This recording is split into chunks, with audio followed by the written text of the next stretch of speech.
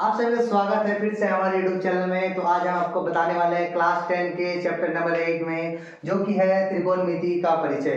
तो सबसे पहले हम लोग इसका बेसिक जानना पड़ेगा। बेसिक यानी सभी फॉर्मूले जो कि sine theta, cos theta, tan theta इससे संबंधित है। तो आज हम इसका बेसिक करेंगे। इसके बाद बेसिक करने के बाद फिर से हम इसका दूसरा देखेंगे, जो कि है जैसे कि साइन 0 का मान, टेन का 45 का मान, उस प्रकार उसके बाद हम लोग इसके चैप्टर में आएंगे। सबसे पहले देखते हैं त्रिकोणमिति का परिचय यानी इसका बेसिक क्या है। सबसे पहले देखिए साइन साइन थीटा, फिर होता है आपका कॉस थीटा, उसके बाद आपका होता है टेन थीटा, उसके बाद आपका होता है सेक थीटा, फिर आपका होता है कॉसेक थीटा, उसके बाद आपका होता है कॉट थीटा। तो सभी के बारे में आज जानेंगे। साइन थीटा मतलब क्या होता है। साइन थीटा का मतलब होता है लंब बटे कर्ण। और एक दोस्तों, इसको याद रखने का सबसे बड़ा अच्छा तरीका है, जो कि है पंडित बद्री प्रसाद हरि हरि बोल। इसको आप लोग दूसरे तरीके में बोल सकते हैं, पाकिस्तान भूखा पड़ा, हिंदुस्तान हरा भरा। इस प्रकार आप इसको याद कर सकते हैं। यानी P बराबर क्या है यहाँ पर, P यानी परपेंडिकुलर, जिसे हम लोग हिंदी में लंब कहते हैं। B बराबर जो कि होता है बेस, यानी वो एक आधार है। उसी प्रकार H बराबर क्या होता है, हाइपोटेनियस, यानी H यहाँ पर क्या है, कर्ण। तो जैसे ही हम लोग साइन थीटा का क्या होता है, लंब बटे कर्ण, लंब बटे कर्ण यानी हो जाएगा P बाय H। उसी तरह कॉस थीटा का क्या होगा, आधार बटे कर्ण, आधार बटे कर्ण। तो आधार को क्या लिखे हैं, B, यानी B बाय H। उसी प्रकार टेन थीटा का क्या हो जाएगा, टेन का हो जाएगा आपका लंब बटे आधार, यानी इसको लिखेंगे P बाय B। उसी तरह जो यहाँ पर cos थीटा है, तो cos का अगर ऑपोजिट करेंगे तो वो sec में हो जाएगा, और tan का ऑपोजिट करेंगे तो वो cot में हो जाएगा, और sin का ऑपोजिट करेंगे तो cosec में हो जाएगा। तो चलिए इसका भी हम लोग लिख लेते हैं। तो sec का क्या हो जाएगा, sec जो होगा वो किसका उल्टा होगा, cos का, यानी हो जाएगा कर्ण बटे आधार। इसका कर्ण, तो कर्ण को हम लोग किसे लिखते हैं, h, यानी h बाय b। चलिए इसको हम लोग मिटाते हैं, नीचे लिखते हैं क्योंकि यहाँ जगह नहीं हो रहा है। कोसेक थीटा, तो कोसेक थीटा क्या हो जाएगा, साइन का ऑपोजिट हो जाएगा। तो साइन क्या होता है, लंब बटे कर्ण, तो इसका हो जाएगा कर्ण बटे लंब, यानी h बाय p। उसके बाद जो है फिर कौन बच गया, कॉट थीटा। कॉट किसका ऑपोजिट होता है, टेन का।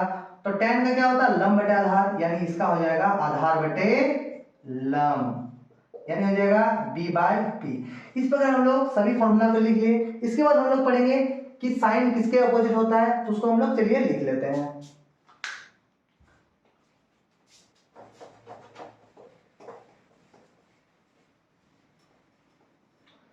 देखिए साइन थीटा जो होता है वो अपोजिट होता है 1 बाय कोसेक के।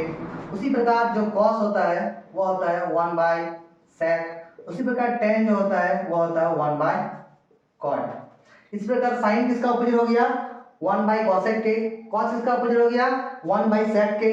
और टेन किसका अपोजिट हो गया, 1 बाय कॉट। इसी प्रकार हम लोग सभी और लिख लेते हैं, जैसे कि कोसेक का, तो कोसेक बराबर होता है 1 by sine, 1 by sine theta. उसके बाद कोसेक का हो गया तो सेक का लिख लेते हैं, सेक थीटा बराबर हो जाएगा 1 बाय कॉस थीटा। उसके बाद हम लोग लिख लेंगे कोसेक टेन कॉस साइन सेक। किसका बच गया दोस्तों, तो यहाँ पर बच गया है कॉट का। तो कॉट थीटा बराबर होता है 1 बाय टेन थीटा। तो देखते हैं, देखिए दोस्तों, जैसे कि हम लोग सभी 6 के बारे में लिख लिए, इसके बाद हम लोग फिर आप दूसरा देखते हैं। तो अब देखते हैं पाइथागोरस प्रमेय क्या होता है। तो पाइथागोरस प्रमेय होता क्या है, इसमें एक समकोण त्रिभुज होता है, जिसका एक कोण 90 डिग्री होता है, बाकी जो दोनों कोण होते हैं वो दोनों कोण 90 डिग्री के बराबर होते हैं, यानी समकोण के बराबर होते हैं, जिसमें दोनों कोण न्यून कोण होते हैं। एक समकोण त्रिभुज में एक कोण समकोण होता है, बाकी दो कोण न्यून कोण होते हैं। तो जैसे कि देखिए ये दो कोण न्यून कोण होंगे और ये एक समकोण होगा।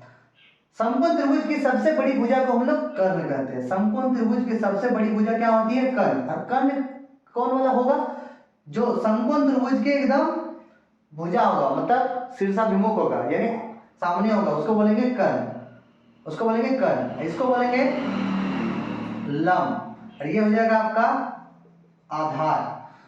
तो कर्ण का जो स्क्वायर होता है, आपका जो कर्ण का स्क्वायर होगा वो आपका होगा लंब स्क्वायर प्लस आधार स्क्वायर। उसी प्रकार अगर लंब का स्क्वायर हम लोग निकालेंगे, लंब स्क्वायर, तो लंब स्क्वायर होगा आपका कर्ण स्क्वायर माइनस आधार स्क्वायर।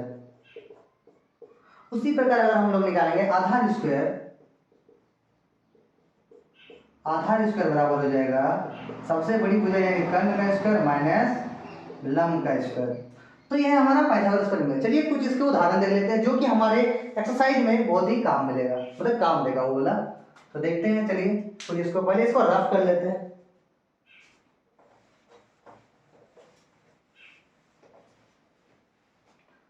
तो देखिए एक समकोण त्रिभुज जैसे कि हम लोगों ने ले लिया, इसका हम लोग नामकरण कर देते हैं पी क्यू आर, जिसका क्यू क्या है, एक समकोण त्रिभुज है। जैसे क्यू एक समकोण है, तो जैसे हम लोग यहाँ मान लेते हैं ये 5 है, ये 12 है, तो हम लोग को मान लीजिए ये निकालना है। तो ये क्या है, समकोण त्रिभुज की आपस जो सामने वाली भुजा होती है उसे क्या कहते हैं, कर्ण। यहाँ पर यानी कर्ण जो है वो नहीं दिया हुआ, वो आपको निकालना है। यहाँ पर जो ये पी और क्यू है ये क्या आपका लंब है, तो लंब कितना दिया गया 12। उसी प्रकार आधार कितना दिया गया है 5। तो जैसे कि अभी हम लोगों ने देखा कि पाइथागोरस प्रमेय क्या होता है, अगर इसमें से हम लोग को कर्ण निकालना होगा तो कर्ण का स्क्वायर क्या होता है, तो पाइथागोरस प्रमेय से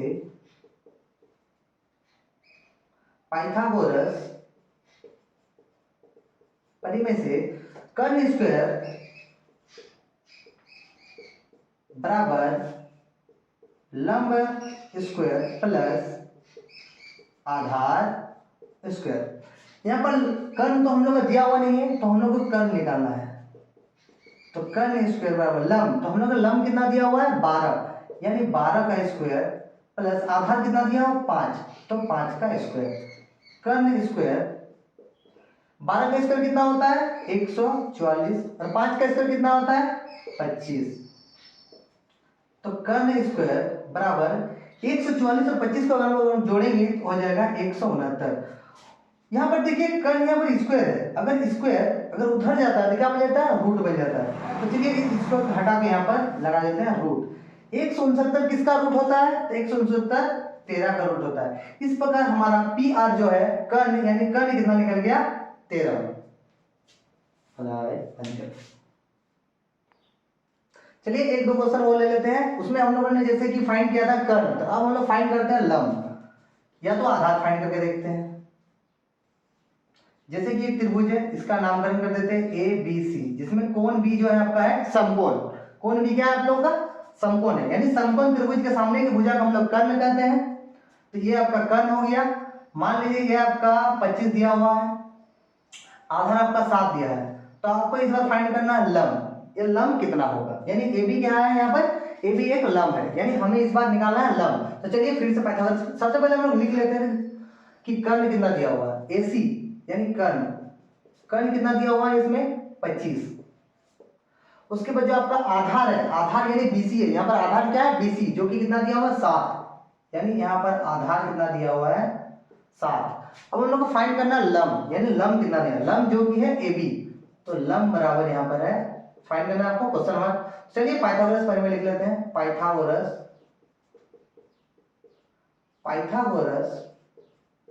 प्रमेय से, पाइथागोरस प्रमेय होता क्या है, लंब निकालने का। तो लंब का स्क्वायर जो होता है वो होता है कर्ण का स्क्वायर माइनस आधार का स्क्वायर। यहाँ पर लंब दिया हुआ नहीं है, तो लंब के लंब ही लिख देंगे हम लोग। कर्ण कितना दिया हुआ है 25, यानी 25, तो यहाँ पर कर देंगे 25 का स्क्वायर माइनस आधार है 7, तो 7 का स्क्वायर।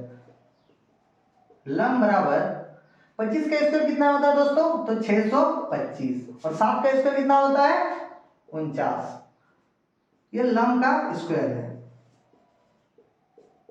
तो अगर कोई चीज इधर स्क्वायर में है, अगर उधर बराबर की उस साइड जाती है तो वो क्या बन जाती है, रूट हो जाती है। तो 625 के अगर 49 घटाएंगे तो कितना बचेगा 576, कितना बचेगा 576। और 576 किसका रूट होता है, तो 576 जो रूट होता है वो 24 का होता है। तो इस तरह हमारा ए बी सी त्रिभुज में जो हमारा लंब था ए बी, उसका मान कितना निकल गया 24। तो चलिए अब अगला क्वेश्चन देखते हैं।